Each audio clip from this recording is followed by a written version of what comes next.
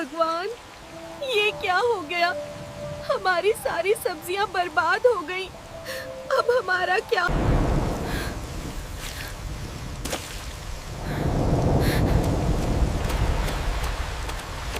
दादी, सब कुछ बर्बाद हो गया। खेत सारा बारिश में डूब गया। दोस्तों, आप हमारे चैनल पर नए हैं तो चैनल को जरूर सब्सक्राइब कर दें। बहुत समय पहले एक शांत नदी के किनारे एक छोटी सी टूटी फूटी झोपड़ी खड़ी थी। एक बहुत गरीब बूढ़ी औरत बिना देवी अपनी 20 साल की पोती मायू के साथ रहती थी। इस दुनिया में उनका कोई और सहारा नहीं था, बस एक दूसरे का साथ ही उनकी पूरी दुनिया थी। गरीबी इतनी थी कि कई बार उनके घर में 2 वक्त का खाना भी मुश्किल से बन पाता था, लेकिन फिर भी दोनों ने कभी किसी के आगे हाथ नहीं फैलाया। नदी के किनारे झोपड़ी के पास थोड़ी सी जमीन थी। उसी जमीन को उन्होंने अपनी उम्मीद बना रखा था। हर सुबह सूरज निकलने से पहले बिना देवी लाठी के सहारे धीरे धीरे उठती और मायू को आवाज देकर जगाती। फिर दोनों मिलकर उस छोटी सी जमीन पर काम करने चली जाती। मायू मिट्टी को नरम करती, पौधों में पानी देती और बिना देवी धीरे धीरे झुककर पौधों की देखभाल करती।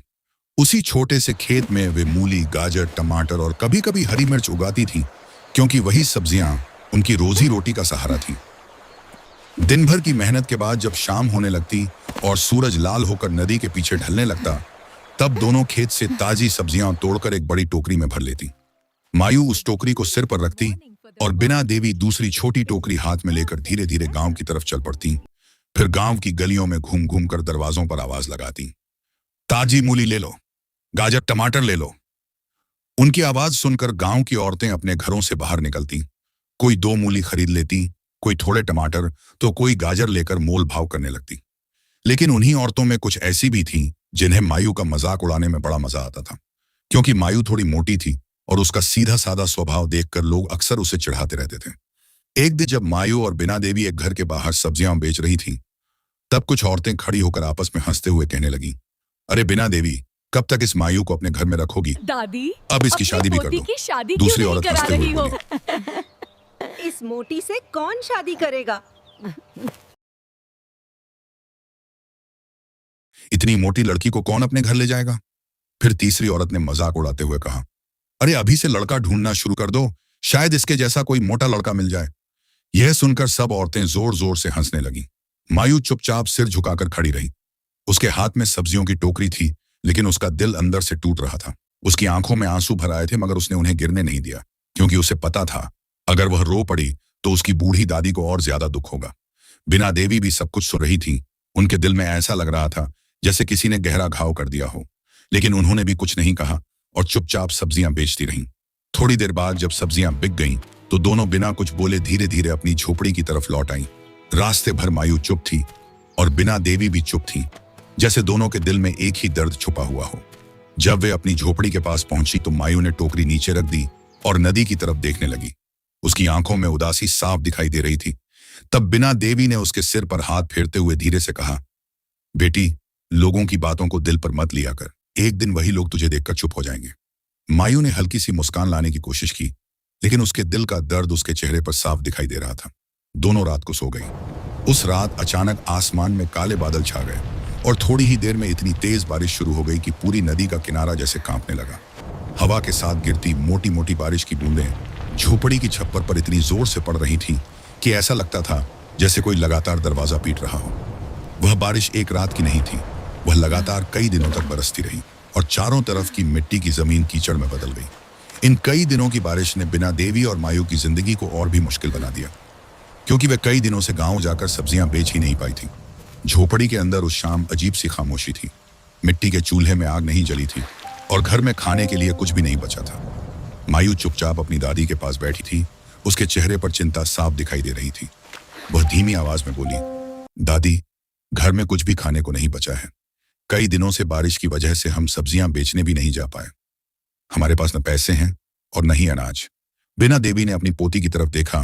उनके चेहरे पर भी चिंता की लकीरें थीं, लेकिन फिर भी उन्होंने खुद को संभालते हुए कहा, बेटी, घबराने की जरूरत नहीं है। मैं अभी खेत से थोड़ी सी गाजर उखाड़ कर लाती हूं। हम उसी का हलवा बना लेंगे, कम से कम पेट तो भर जाएगा। यह सुनकर मायू तुरंत बोली, नहीं दादी, इतनी तेज बारिश में आप मत जाइए। रास्ता बहुत फिसलन भरा है, आप गिर जाओगी। मैं ही जाकर गाजर ले आती हूँ। बिना देवी ने थोड़ी देर सोचा और फिर धीरे से बोली, ठीक है बेटी, लेकिन ध्यान से जाना, कहीं फिसल मत जाना। मायू ने सिर हिलाया और जल्दी से एक पुराना दुपट्टा सिर पर डालकर झोपड़ी से बाहर निकल गई। बाहर का नजारा डराने वाला था। आसमान से लगातार पानी बरस रहा था और जमीन पर हर तरफ पानी ही पानी भरा हुआ था। मायू धीरे धीरे फिसलती मिट्टी पर कदम संभालते हुए अपने छोटे से खेत की तरफ बढ़ी। जब वह खेत के पास पहुंची तो उसका दिल बैठ गया, क्योंकि उसने देखा कि पूरा खेत पानी में डूब चुका था। जहां कभी मूली, गाजर और टमाटर की कतारें दिखाई देती थीं, वहां अब सिर्फ पानी ही पानी था। कई पौधे पूरी तरह पानी में डूब गए थे और कई मिट्टी में गिरकर सड़ने लगे थे। मायू का गला भर आया। उसने कांपते हाथों से मिट्टी में हाथ डालकर कुछ गाजर उखाड़ी, लेकिन उसकी आंखों से आंसू रुक नहीं रहे थे, क्योंकि उसे समझ आ गया था कि अगर पानी ऐसे ही भरा रहा तो उनकी सारी मेहनत बर्बाद हो जाएगी। वह कुछ गाजर लेकर भारी दिल से झोपड़ी की तरफ लौट आई। जैसे ही वह अंदर आई, उसकी आंखों से आंसू बहने लगे और वह रोते हुए बोली, दादी, सब कुछ बर्बाद हो गया। खेत सारा बारिश में डूब गया। जो थोड़ी बहुत सब्जियां थीं जिनसे हमारा घर चल रहा था, वो भी अब बारिश में खराब हो जाएंगी। अब हमारा क्या होगा? यह कहते कहते वह रोने लगी। बिना देवी चुपचाप उसे देखती रहीं और उनका दिल भी अंदर से टूट रहा था। मायू रोते रोते पुराने दिनों को याद करने लगी और बोली, दादी, अगर हमारे गांव में वो सारी जमीन आज भी हमारे पास होती तो हमें आज यह दिन नहीं देखना पड़ता। लेकिन हमारे अपने रिश्तेदारों ने ही हमसे सब कुछ छीन लिया। हमारी सारी जमीन अपने नाम कर ली, यहां तक कि हमारा घर भी हमसे छीन लिया और हमें गांव से निकाल दिया। तभी तो हमें मजबूर होकर इस नदी के किनारे यह छोटी सी झोपड़ी बनाकर रहना पड़ा। झोपड़ी के अंदर बारिश की आवाज गूंज रही थी और उस रात मायू और बिना देवी के दिल में सिर्फ एक ही सवाल घूम रहा था, अब आगे उनकी जिंदगी कैसे चलेगी। बारिश उस रात भी थमने का नाम नहीं ले रही थी। झोपड़ी के बाहर पानी की बूंदें लगातार टपक रही थीं और अंदर मायू और बिना देवी चुपचाप बैठे थे। मायू ने जो थोड़ी सी गाजर खेत से लाकर रखी थी, बिना देवी ने उसी से चूल्हे पर थोड़ा सा गाजर का हलवा बना दिया। वह हलवा बहुत कम था, लेकिन दोनों ने उसे ऐसे खाया जैसे वह कोई बड़ी दावत हो। बाहर तेज बारिश की आवाज थी और अंदर उनकी चिंता की खामोशी। रात भर मायू को नींद नहीं आई। उसके दिमाग में बस यही घूमता रहा कि अगर खेत की सारी सब्जियां खराब हो गईं तो उनका गुजारा कैसे होगा। सुबह जब बारिश थोड़ी हल्की हुई तो मायू जल्दी उठ गई। उसने झोपड़ी के बाहर आकर देखा तो चारों तरफ पानी ही पानी भरा हुआ था। मायू का दिल डर से भर गया, लेकिन फिर भी उसने हिम्मत की और खेत की तरफ चल पड़ी। रास्ता कीचड़ से भरा था और कई जगह पानी घुटनों तक था।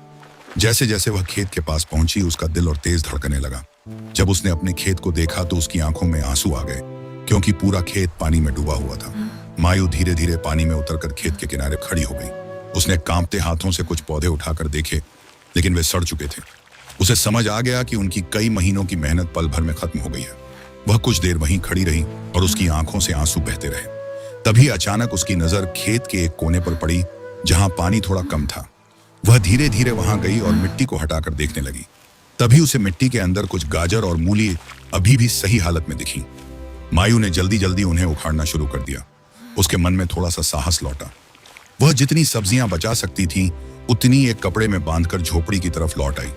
बिना देवी झोपड़ी के बाहर खड़ी उसका इंतजार कर रही थी। मायू को आते देखकर उन्होंने जल्दी से पूछा, बेटी, खेत का क्या हाल है? मायू की आंखें फिर भर आईं, लेकिन उसने अपने आंसू रोकते हुए कहा, दादी, ज्यादातर सब्जियां खराब हो गईं, लेकिन थोड़ा सा बचा है, शायद हम इन्हें बेच सकें। बिना देवी ने मायू के सिर पर हाथ फेरते हुए कहा, बेटी, घबराना मत। भगवान ने चाहा तो यही थोड़ा सा भी हमारे लिए बहुत बन जाएगा। उस दिन शाम को मायू ने वही बची हुई सब्जियां टोकरी में रखी और बारिश रुकते ही गांव की तरफ चल पड़ी। रास्ता अभी भी कीचड़ से भरा था, लेकिन मायू के मन में एक छोटी सी उम्मीद थी। वह गांव की गलियों में घूम घूम कर आवाज लगाने लगी, सब्जी ले लो। सब्जी, ताजी ताजी सब्जी। ताजी गाजर ले लो, मूली ले लो। तब गांव के चौक के पास एक अनजान आदमी खड़ा था जो शहर से आया हुआ व्यापारी लग रहा था। उसने मायू को ध्यान से देखा और उसकी टोकरी में रखी सब्जियों को देखकर पास बुलाया। वह बोला, ये सब्जियां तुमने खुद उगाई हैं? मायू ने धीरे से सिर हिलाकर कहा, हाँ, दादी के साथ खेत में उगाती हूं। आदमी ने कुछ देर उसकी टोकरी देखी और फिर बोला, मैं शहर से आया हूं और मुझे ताजी सब्जियां चाहिए। तुम्हारी सारी सब्जियां मैं खरीद लेता हूं। मायू को अपनी कानों पर विश्वास ही नहीं हुआ। उसने कभी सोचा भी नहीं था कि उसकी सारी सब्जियां एक ही बार में बिक जाएंगी। उस आदमी ने उसे अच्छे पैसे दिए। मायू के हाथ कांप रहे थे, क्योंकि इतने पैसे उसने एक साथ पहले कभी नहीं देखे थे। उस दिन जब मायू पैसे लेकर झोपड़ी में लौटी तो बिना देवी हैरान रह गई। मायू की आंखों में पहली बार खुशी चमक रही थी। मायू उस दिन जब पैसे लेकर झोपड़ी में पहुंची तो बिना देवी की आंखों में हैरानी और खुशी एक साथ चमक उठी। उन्होंने कांपते हाथों से पैसे लिए और मायू की तरफ देखते हुए बोली, बेटी, इतने पैसे, ये सब कैसे हुआ? मायू ने बैठकर सारी बात बताई कि कैसे गांव के चौक पर एक शहर से आया व्यापारी मिला और उसने उसकी सारी सब्जियां अच्छे दाम में खरीद ली। बिना देवी कुछ पल तक चुप रहीं, फिर उनकी आंखों में आंसू आ गए। उन्होंने आसमान की तरफ देखते हुए धीरे से कहा, लगता है भगवान ने हमारी सुन ली है। उस रात बहुत दिनों बाद उनकी झोपड़ी में चूल्हा ठीक से जला। मायू ने थोड़े चावल और दाल खरीदी थी और दोनों ने पेट भरकर खाना खाया। खाने के बाद भी मायू के चेहरे पर सोच की लकीरें थीं, क्योंकि वह जानती थी कि एक दिन की मदद से जिंदगी नहीं चलती। अगली सुबह बारिश लगभग रुक चुकी थी। आसमान में बादल जरूर थे, लेकिन हवा पहले से हल्की हो गई थी। मायू फिर से खेत देखने गई। कई पौधे पूरी तरह खराब हो चुके थे, लेकिन कुछ जगह मिट्टी अभी भी ठीक थी। मायू ने मन ही मन ठान लिया कि वह हार नहीं मानेगी। उसने मिट्टी को फिर से ठीक करना शुरू किया। पानी निकलने के लिए छोटी छोटी नालियां बनाई और जो भी पौधे बच सकते थे उन्हें संभालने लगी। बिना देवी भी धीरे धीरे लाठी के सहारे खेत तक आईं और अपनी पोती को काम करते देखकर उनके चेहरे पर गर्व दिखाई देने लगा। उसी दिन दोपहर के समय अचानक वही शहर वाला व्यापारी फिर से उस रास्ते से गुजरा। उसने दूर से देखा कि मायू पानी से भरे खेत में खड़ी होकर मिट्टी ठीक कर रही है। वह कुछ देर तक चुपचाप उसे देखता रहा, फिर पास आकर बोला, तुम इतनी मेहनत क्यों कर रही हो? आधे खेत तो खराब हो चुके हैं। मायू ने उसकी तरफ देखा और शांत आवाज में कहा, अगर मैं मेहनत नहीं करूंगी तो हम जिएंगे कैसे? यही खेत हमारा सहारा है। उस आदमी ने उसकी बात सुनी तो कुछ देर तक सोचता रहा। फिर उसने कहा, तुम्हारी मेहनत देखकर मुझे लगता है कि तुम बहुत आगे जा सकती हो। अगर तुम चाहो तो मैं तुम्हारी मदद कर सकता हूँ। मैं शहर में सब्जियों का बड़ा कारोबार करता हूँ। अगर तुम अच्छी सब्जियां उगाओगी तो मैं उन्हें सीधे शहर में बेचवा सकता हूँ। मायू को उसकी बात सुनकर विश्वास ही नहीं हुआ। उसने पहले कभी इतना बड़ा मौका सोचा भी नहीं था। उसने घबराकर कहा, लेकिन हमारे पास तो बहुत छोटी सी जमीन है। व्यापारी मुस्कुराया और बोला, छोटी जमीन भी अगर मेहनत से संभाली जाए तो बहुत कुछ दे सकती है। यह सब बातें पास के रास्ते से गुजर रहे कुछ गांव वालों ने भी सुन ली। वही लोग जो कभी मायू का मजाक उड़ाते थे, अब दूर खड़े होकर हैरानी से यह सब देख रहे थे। बरसात के बाद के दिनों में मायू ने जैसे अपनी पूरी ताकत खेतों में लगा दी। शहर वाले व्यापारी की मदद और हौसला मिलने के बाद उसके अंदर एक नई उम्मीद जाग गई थी। अब वह सुबह सूरज निकलने से पहले ही उठ जाती। दादी बिना देवी के लिए चूल्हे पर थोड़ा नाश्ता बनाती और फिर सीधे खेत की तरफ चली जाती। नदी का पानी अब शांत बह रहा था और मायू उसी नदी से बाल्टी बाल्टी पानी भरकर अपने खेतों की सिंचाई करती। वह मिट्टी को ठीक करती, नए बीज बोती और हर पौधे को ऐसे संभालती जैसे वह उसके अपने बच्चे हों। कई बार तेज धूप में उसका चेहरा लाल हो जाता, हाथों में छाले पड़ जाते, लेकिन उसने कभी हार नहीं मानी। बिना देवी दूर खड़ी अपनी पोती को दिन रात मेहनत करते देखती और उनके दिल में गर्व भर जाता। धीरे धीरे महीनों बीतते गए और मायू की मेहनत रंग लाने लगी। जो खेत कभी बारिश में डूबकर बर्बाद हो गया था, वही खेत अब फिर से हरा भरा हो गया। उसमें मूली, गाजर और टमाटर की कतारें दूर तक लहलहाने लगी। हवा चलती तो पूरा खेत ऐसे झूमता जैसे खुश होकर मायू को दुआ दे रहा हो। अब उनके घर की हालत भी बदलने लगी थी। झोपड़ी में रोज चूल्हा जलने लगा। मायू और बिना देवी पेट भरकर अच्छा खाना खाने लगी और कई दिनों बाद उनके चेहरे पर सुकून दिखाई देने लगा। शहर वाला व्यापारी भी अपना वादा निभा रहा था। वह समय समय पर गांव आता और मायू के खेत की ताजी सब्जियां अच्छे दाम में खरीदकर शहर ले जाता। शहर में उन सब्जियों की बहुत मांग होने लगी, क्योंकि वे ताजी और मेहनत से उगाई हुई होती थीं। धीरे धीरे मायू की सब्जियां शहर के बाजारों में मशहूर होने लगी। अब गांव के वही लोग जो कभी उसका मजाक उड़ाते थे, दूर खड़े होकर हैरानी से देखते कि कैसे मायू के खेत दिन प्रतिदिन और भी हरे भरे होते जा रहे हैं। एक दिन व्यापारी खेत पर आया तो उसने मायू को फिर से नदी से पानी भरकर पौधों में डालते देखा। धूप तेज थी, फिर भी मायू बिना थके काम कर रही थी। व्यापारी कुछ देर तक उसे चुपचाप देखता रहा और उसके चेहरे पर एक सच्ची मुस्कान आ गई। उसे लगा कि इतनी मेहनती और सच्चे दिल वाली लड़की बहुत कम मिलती है। उसी शाम वह मायू की झोपड़ी में बिना देवी से मिलने आया। बिना देवी ने उसे अंदर बैठाया तो वह कुछ देर चुप रहा, फिर सम्मान से बोला, माँ जी, आपकी पोती बहुत मेहनती और सीधी लड़की है। मैंने अपनी जिंदगी में बहुत लोगों को काम करते देखा है, लेकिन इतनी लगन बहुत कम लोगों में होती है। अगर आपको ठीक लगे तो मैं अपने बेटे के लिए मायू का रिश्ता मांगना चाहता हूँ। यह सुनकर बिना देवी कुछ पल के लिए चौंक गई। उनकी आंखों में खुशी के आंसू आ गए। उन्हें यकीन ही नहीं हो रहा था कि जिस पोती का लोग कभी मजाक उड़ाते थे, आज उसी के लिए कोई इतना अच्छा रिश्ता लेकर आया है। मायू जो पास ही खड़ी थी, यह सब सुनकर शर्म से सिर झुका लिया। कुछ दिनों बाद पूरे सादे और खुशहाल माहौल में मायू की शादी व्यापारी के बेटे से हो गई।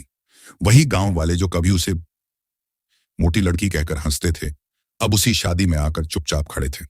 उस दिन बिना देवी की आंखों में खुशी के आंसू थे, क्योंकि उनकी पोती जिसने इतने ताने और दुख सहे थे, आखिरकार उसकी मेहनत और सच्चाई ने उसकी किस्मत बदल दी थी। इस कहानी से हमें एक बहुत बड़ी सीख मिलती है। किसी इंसान का उसके रूप, शरीर या गरीबी के कारण कभी मजाक नहीं उड़ाना चाहिए। इंसान की असली पहचान उसके चेहरे या शरीर से नहीं, बल्कि उसकी मेहनत, हिम्मत और सच्चे दिल से होती है। इसलिए हमें हमेशा दूसरों का सम्मान करना चाहिए, उनका मजाक नहीं उड़ाना चाहिए, क्योंकि कौन कब अपनी मेहनत से अपनी किस्मत बदल दे, ये कोई नहीं जानता। अगर आपको भी लगता है कि मेहनत और अच्छाई की जीत होती है, तो इस कहानी को दूसरों के साथ जरूर शेयर करें और याद रखें, किसी का दिल दुखाकर कभी खुशी नहीं मिलती।